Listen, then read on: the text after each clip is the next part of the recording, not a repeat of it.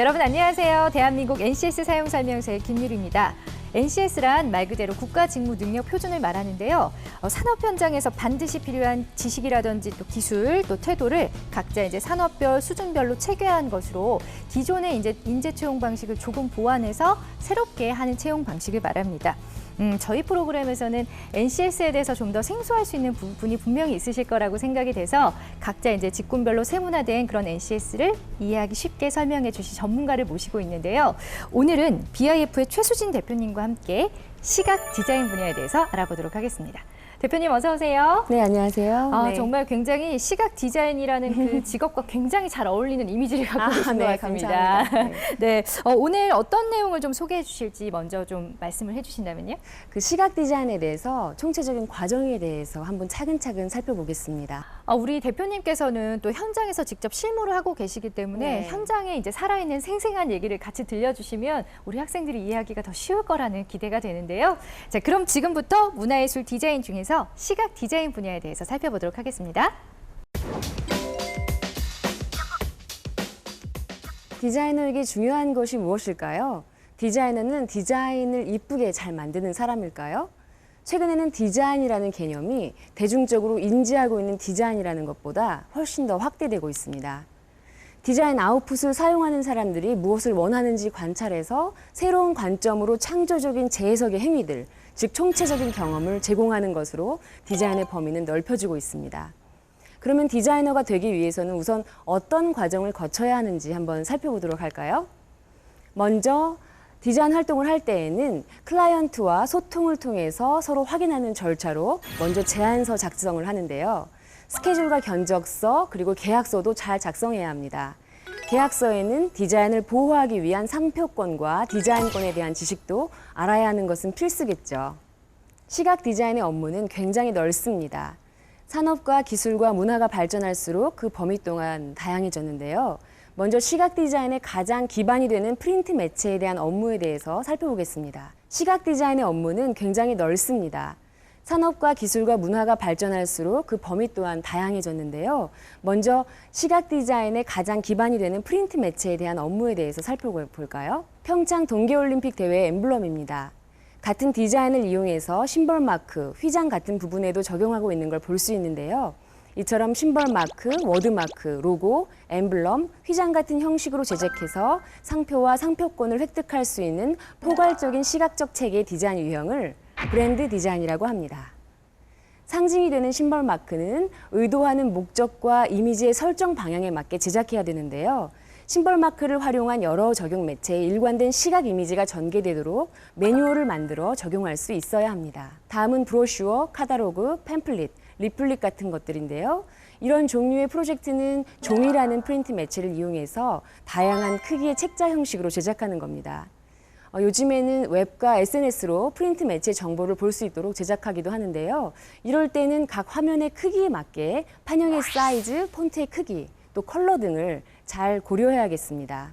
정보를 전달하기 위한 중대형 프린트 매체로는 포스터가 있습니다.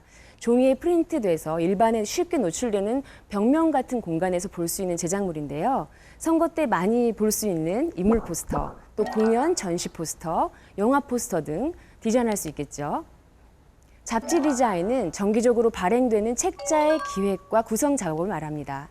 따라서 잡지 내용에 실리는 텍스트와 이미지들이 정기적으로 매우 다양하고 신속하게 수집되죠.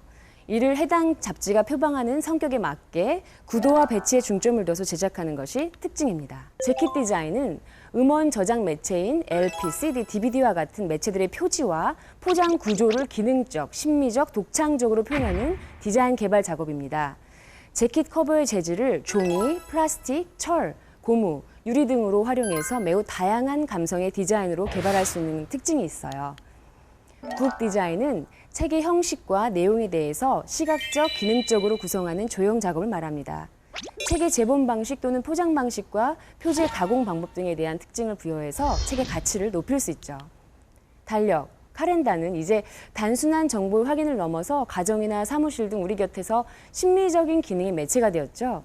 기업 홍보를 위한 배포용, 선물용 등으로 특수한 목적으로 제작되기도 합니다.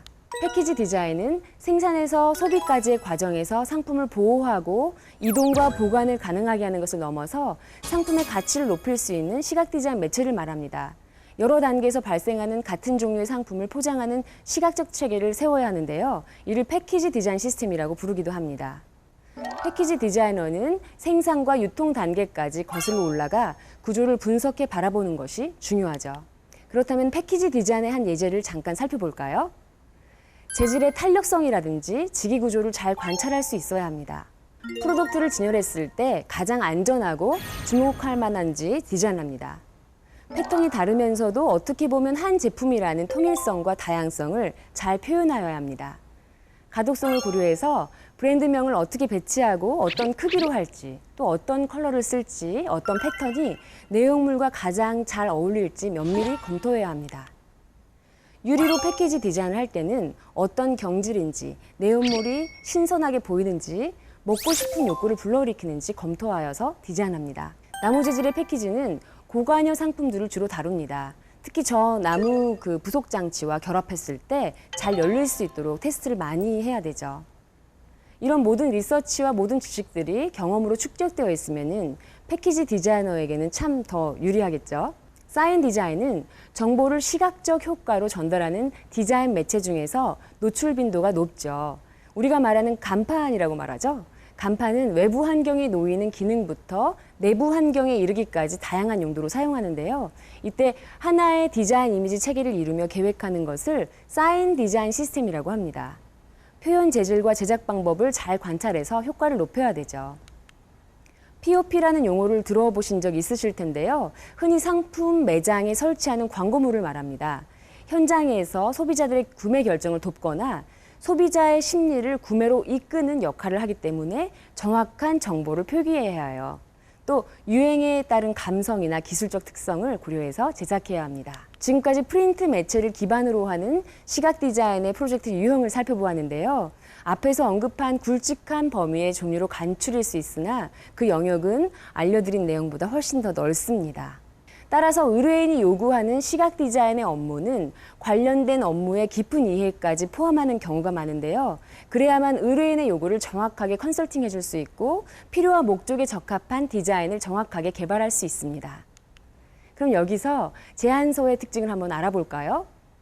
클라이언트에게 디자인 프로젝트에 대한 개발 의지를 적극적으로 전달하는 방법은 제안서를 얼마나 합리적으로 작성하는가에 달려 있습니다. 내용 구성이 짜임새 있어야 하고 성실한 느낌을 전달해야 하죠.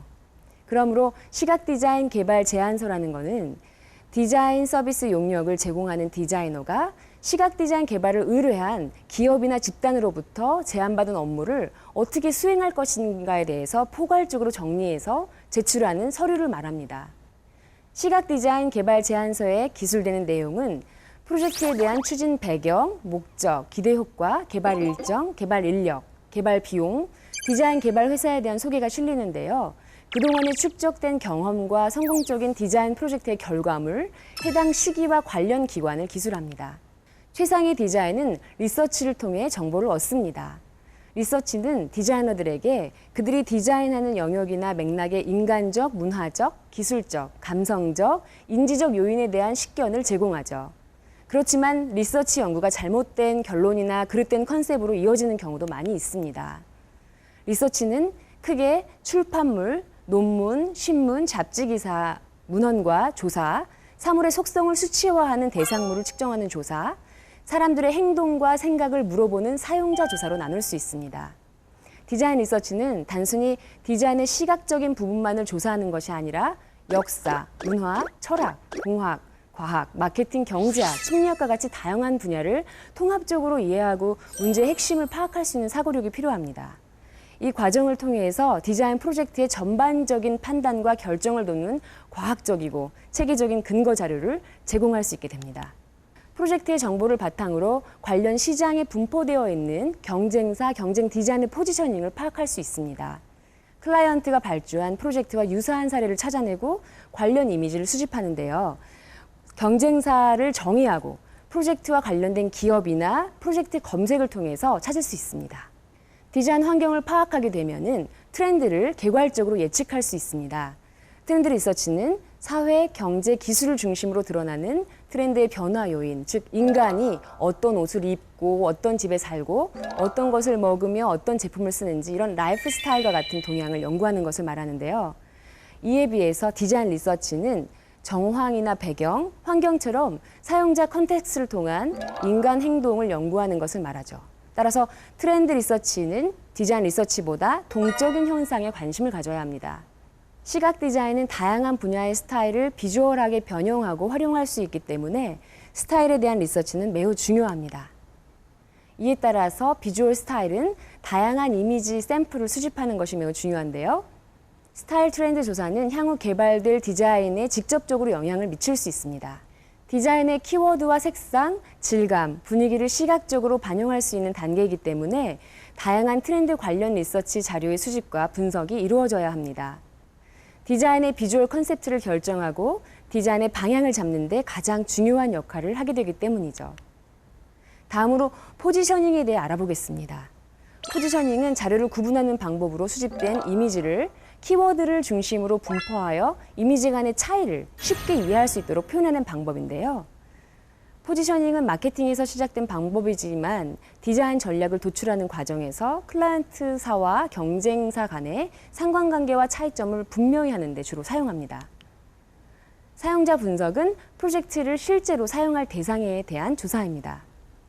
사용자 조사는 설문조사, 포커스 그룹 인터뷰, 쉐도잉, 디자인 민족지학, 멘탈 모델 같은 다양한 방법이 있으며 상황과 환경에 맞게 여러 가지 방법을 선택하여서 복합적으로 진행하기도 합니다.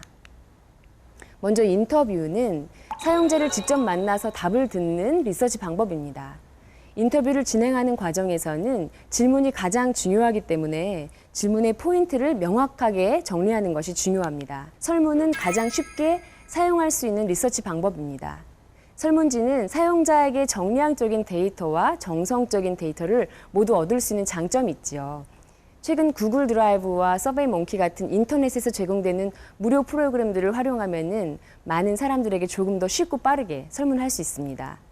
특히 위 프로그램은 스마트폰 환경에서 활용할 수 있기 때문에 많은 사람에게 빠른 결과를 얻을 수 있겠죠.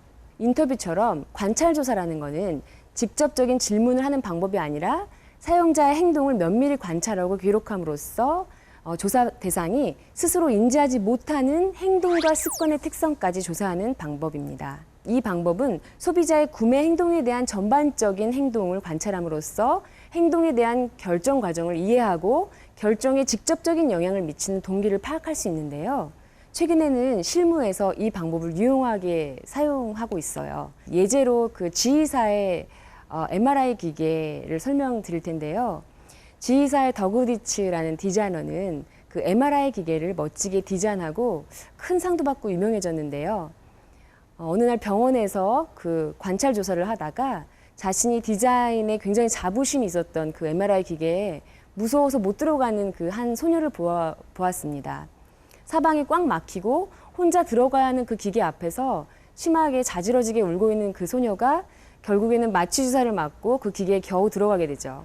그래서 더그디츠는 큰 충격에 빠졌습니다. 그 후에 어린아이들은 계속 어린아이들의 눈높이에서 오랫동안 관찰을 해서 다시 MRI 기계를 디자인하게 되었어요. 아이들이 무서운 MRI 기계가 아니라 모험을 즐기는 해적선 놀이터의 숨바꼭질하는 것이라고 믿게 만들었죠. 의사와 간호사들이 해적선장으로 변신했고 MRI 기계는 해적선으로 디자인되었어요.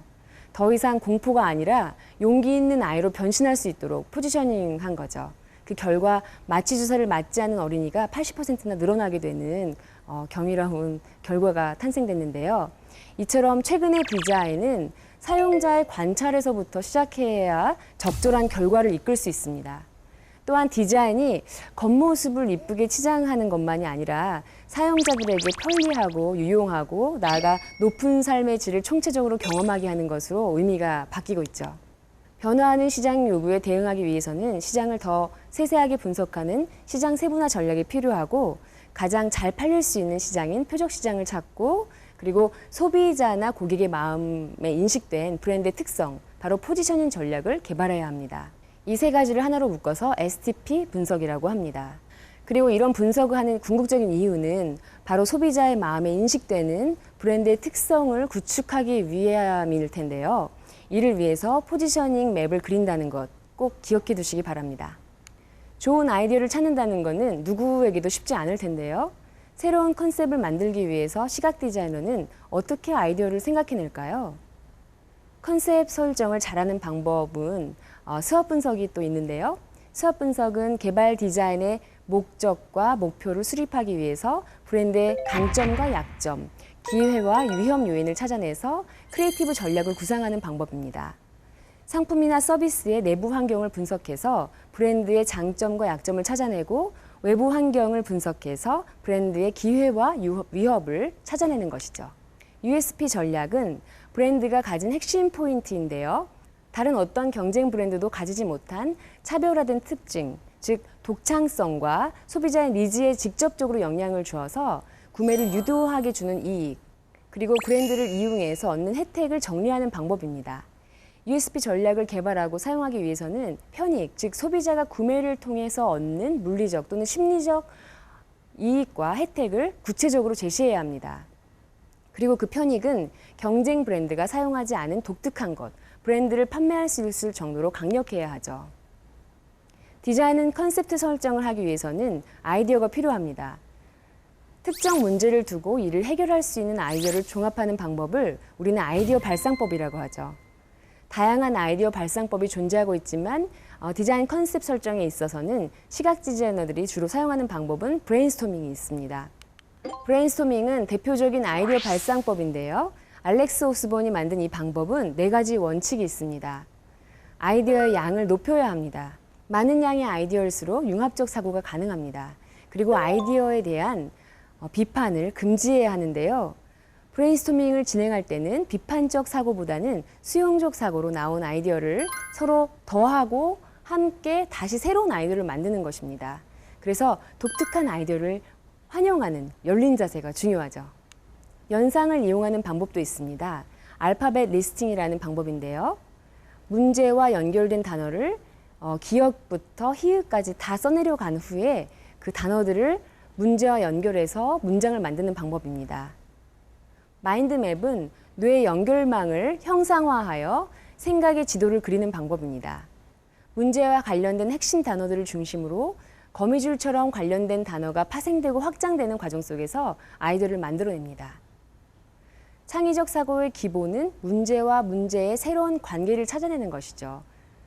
공통점이 없어 보이는 관계나 관념에서 벗어난 관계일수록 참신한 아이디어로 생각하는 아이디어 발상법을 강제 연결법이라고 합니다. 지금까지 디자인 컨셉을 위한 다양한 아이디어 발상법을 살펴봤는데요. 다음으로 디자인 컨셉을 알아보겠습니다. 컨셉으로는 사람의 마음과 행동을 움직이는 기발하고 유용한 아이디어로서 사람들에게 예상할 수 없는 새로운 메시지를 전달하는 것입니다. 디자인 컨셉은 디자인에 대한 문제를 인식하고 문제의 요소를 관련된 정보에 맞추어서 풀어서 해석하는 여러 가지 방법으로 하나의 뚜렷한 해결 방안을 제시하는 것입니다. 좀 더 세부적으로 한번 구분해 볼까요? 여기서 디자인에 대한 문제는 클라이언트가 의뢰한 브랜드, 상품이나 서비스가 되겠죠. 그리고 문제의 요소와 관련된 정보는 의뢰한 브랜드에 관련해서 실시한 시장 조사입니다. 그럼 맞추어 풀어내는 해석에 대한 여러 가지 방법은 시장 조사 자료를 기준으로 구축한 디자인 전략이고 하나의 뚜렷한 문제 해결 방향은 디자인 컨셉을 의미할 것입니다. 결론적으로 디자인 컨셉을 도출하기 위해서는 준비가 필요합니다. 먼저 STP 전략, 스왓 분석, USP 전략, 확실히 이것을 이해해야 되겠죠. 두 번째, 다양한 아이디어 발상법, 즉 브레인스토밍, 알파벳 리스팅, 마인드맵, 그리고 강제 연결법 등 각 항목별로 가장 독특하고 효율적인 문장을 중요도 순위에 따라서 정의합니다. 준비가 끝나면 콘셉트를 도출합니다. STP 전략, 수학 분석, USP 전략에 가장 적합한 아이디어를 커뮤니케이션의 효율성에 따라서 정리하고 그중 효율성이 가장 높은 아이디어를 하나부터 3개 이상 선택합니다. 그리고 결과 분석은 선택한 아이디어의 커뮤니케이션 효과를 측정하기 위해서 이를 적합한 시각 디자인 방향을 제안합니다. 가장 참신하고 창의적으로 소비자와 소통할 수 있는 방법을 찾는 것. 시각 디자이너가 꼭 가져가야 할 능력입니다. 마인드맵을 실행할 그룹을 모으고 15분 동안 먼저 개인적으로 마인드맵을 작성합니다. 종이 중앙에 디자인의 목적을 적고 목적과 관련된 상황, 환경, 특성 등의 각 요인들을 단어로 기록합니다. 종이 중앙에 디자인의 목적을 적고 목적과 관련된 상황, 환경, 특성 등의 각 요인들을 단어로 기록합니다. 마인드맵은 두뇌가 만들어내는 다양한 생각들을 나뭇가지 치듯이 방사형으로 시각적인 형태 그대로 표현해야 합니다. 두뇌의 잠재력을 방해하지 말고 최대한 그대로 나타내는 그래픽 기술로 읽고 생각하고 분석하고 기억하는 모든 것을 지도로 그리는 것입니다. 개인 마인드맵을 작성한 후 30분에서 35분 동안 그룹 마인드맵을 다시 진행합니다. 기록하는 중에는 내용을 편집하지 말고 자유롭게 기록합니다. 마인드맵 작성 7가지 원칙은 첫 번째, 종이 중심에서 시작한다. 두 번째, 중심 생각을 나타나기 위해서 이미지나 사진을 이용한다. 이때 색깔을 3가지 이상 쓰면 더욱 좋습니다. 세 번째, 전체적으로 색깔을 사용한다. 네 번째, 중심 이미지에서 주 가지로 연결한다. 주 가지의 끝에서부터 부가지로 연결하고 부가지의 끝에서 세부가지로 연결한다. 다섯 번째, 구부리고 흐름 있게 가지를 만들어라. 여섯 번째, 각 가지당 하나의 키워드만을 사용하라. 그리고 마지막 7번째, 전체적으로 이미지를 사용하라. 네, 기본 시각적 구성 요소에는 서체, 색채, 타이포그래피, 이미지, 패턴, 텍스처가 있습니다. 서체의 글자 형태에 따라서 시대, 역사, 문화, 국가, 정체성을 전달할 수 있습니다. 그러므로 브랜드의 포지셔닝과 활용성을 고려해서 서체를 선택해야 되는데요. 컴퓨터에 내장된 폰트 이외에도 다양한 폰트 개발 업체에서 사이트가 있어요. 그래서 거기 그 사이트를 찾아서 커뮤니케이션 하는 목적에 적합한 서체를 조사하는 것이 좋습니다. 시각적 구성 요소에서 색채 역시 중요한 역할을 합니다. 브랜드를 식별하고 브랜드의 특성을 강화하거나 다른 브랜드와의 차별화, 리더 브랜드를 모방할 수도 있고 트렌드 색상 구축 그리고 마케팅 확대에도 이 색채를 사용할 수 있습니다. 브랜드에 적합한 서체를 선택한 후에는 다양한 방법으로 타이포그래피를 연구합니다. 타이포그래피는 신중하게 선택된 서체로 레이아웃의 디자인 컨셉트와 관련된 글의 내용을 정리해서 주변 시각 요소와 밑젖 관계나 정보 전달 속도, 즉 읽는 속도를 조정하는 것인데요. 이때 글 내용의 가독성과 판독성은 타깃 소비자를 기준으로 신중하게 연구해야 합니다. 이미지는 스타일, 트렌드와 가장 밀접하게 관계를 가지고 있죠. 이미지의 유형에 따라서 소통 방법에 차이가 있으므로 디자인 컨셉트와 포지셔닝을 고려해서 이미지를 연구해야 합니다. 패턴은 디자인 컨셉과 포지셔닝에 연관한 문화와 역사를 전달합니다. 패턴의 기본 요소인 모티브를 규칙적인 거리, 크기, 색상, 방향을 가지고 반복적으로 사용해서 만들어내는 것인데요. 텍스처는 디자인 컨셉과 포지셔닝에 연관된 감정을 전달합니다. 그럼 시각 디자인에서 표현 방안은 어떻게 구축해야 할까요? 시각적 표현 방안은 포지셔닝 전략과 디자인 컨셉에 적합한 스타일과 콘텐츠를 구축한 크리에이티브 전략의 일부분입니다. 터치포인트 디자인 전략과 함께 커뮤니케이션을 돕습니다. 시각적 표현 방안인 터치포인트 디자인은 브랜드의 판매 및 홍보를 목적으로 한 디자인 컨셉의 결과물이죠. 타깃 소비자와 직접적으로 소통하는 시각 디자인인데요. 이런 터치포인트 디자인은 브랜드 스토리를 전달하는 서술적인 방법이라고 할 수 있습니다. 크게 편집 디자인, 광고 디자인, 정보 디자인, 패키지 디자인, 웹사이트 디자인, 프로모션 디자인, 캐릭터 디자인, 포스터 디자인, 환경 디자인, 뉴 미디어 등이 있죠. 이런 방법들이 전략적으로 협동해서 브랜드를 인식시키고 다른 브랜드와 차별화하고 타깃의 감정을 자극하는 것이죠. 네, 지금까지 시각 디자인을 처음 과정을 겪을 때 시각 디자인을 어떻게 제안하는지 그리고 어떻게 포지셔닝하는지 그리고 포지셔닝할 때는 어떤 방법이 있었는지 그리고 그 방법을 아이디어로 구체화시킬 때는 어떤 방법이 있었는지 알아보았습니다. 브레인스토밍은 대표적인 아이디어 발상법인데요. 알렉스 오스본이 만든 이 방법은 4가지 원칙이 있습니다. 아이디어의 양을 높여야 합니다. 많은 양의 아이디어일수록 융합적 사고가 가능합니다. 그리고 아이디어에 대한 비판을 금지해야 하는데요. 브레인스토밍을 진행할 때는 비판적 사고보다는 수용적 사고로 나온 아이디어를 서로 더하고 함께 다시 새로운 아이디어를 만드는 것입니다. 그래서 독특한 아이디어를 환영하는 열린 자세가 중요하죠. 마인드맵 작성 7가지 원칙은 첫 번째, 종이 중심에서 시작한다. 두 번째, 중심 생각을 나타나기 위해서 이미지나 사진을 이용한다. 이때 색깔을 3가지 이상 쓰면 더욱 좋습니다. 세 번째, 전체적으로 색깔을 사용한다. 네 번째, 중심 이미지에서 주 가지로 연결한다. 주 가지의 끝에서부터 부가지로 연결하고 부가지의 끝에서 세부가지로 연결한다. 다섯 번째, 구부리고 흐름 있게 가지를 만들어라. 여섯 번째, 각 가지당 하나의 키워드만을 사용하라. 그리고 마지막 7번째, 전체적으로 이미지를 사용하라. 네, 대표님의 강의 잘 들었습니다.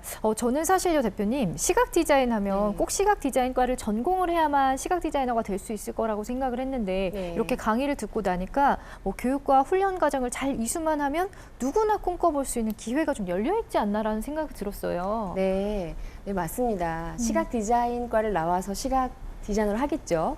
그렇지만 전공을 하지 않아도 관심과 그리고 또 스터디를 통해서 또 자기 개발을 통해서 충분히 디자이너로 입문하실 수가 있는 거죠. 아, 그렇군요. 네, 특히 요즘에는 더 많은 다른 전공자들이 있죠. 심리학과를 전공하든지 경영, 그리고 또 인문학, 그리고 또 엔지니어들도 많은 디자인 활동을 같이 하기 때문에 융합적인 사고가 굉장히 중요시하기 때문에 다른 전공을 하는 사람들이 같이 껴있을 때 훨씬 더 아까 말씀드린 브레인스토밍이 잘 될 경우가 많죠. 그럴 수도 있겠어요. 왜냐하면 네. 좀 다양한 경험을 한 사람들이 모여서 같이 하면 훨씬 그렇죠. 더 이제 좋은 효과를 낼 수가 있으니까 네. 오늘 이 강의 들으신 분들은 꼭 전공자가 아니더라도 누구나 좀 열심히 도전을 해서 좋은 결과를 얻으셨으면 좋겠다는 생각을 해봤습니다. 네. 네, 지금까지 문화예술 디자인 중에서 시각 디자인에 대해서 알아봤고요. 산업 현장에서 요구하는 직무 능력 활용과 또 학습 방향을 명확하게 제시해드리는 대한민국 NCS 사용설명서. 오늘 준비한 내용 여기까지입니다. 저희는 다음 이 시간에 다시 찾아올게요. 시청해주신 여러분 고맙습니다.